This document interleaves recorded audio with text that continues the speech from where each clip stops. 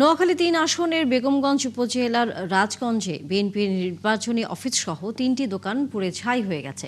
সোমবার ভোরে ওই ইউনিয়নের ৯ নম্বর ওয়ার্ডের বাকিপুর সরকারি প্রাথমিক বিদ্যালয়ের সামনে এই ঘটনা ঘটে।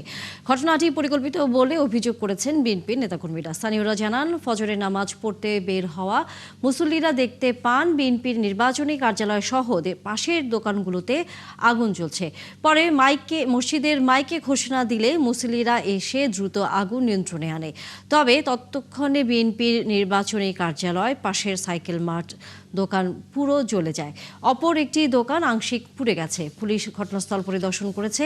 নোয়াখালী বেগমগঞ্জ উপজেলা বিএনপির আহ্বায়ক ও জেলা বিএনপির সদস্য কামাখ্যা চন্দ্র দাস বলেন, এটি একটি পরিকল্পিত ঘটনা। ৯ নং ওয়ার্ডের এই অফিসটা পুরা দুষ্কৃতকারীরা জ্বালাই ফেলাইছে। আমার দাবি হলো, যে করছে এটা প্রশাসনের দৃষ্টি আকর্ষণ করছি, সুস্থ তদন্ত করে এটা সুস্থ বিচারক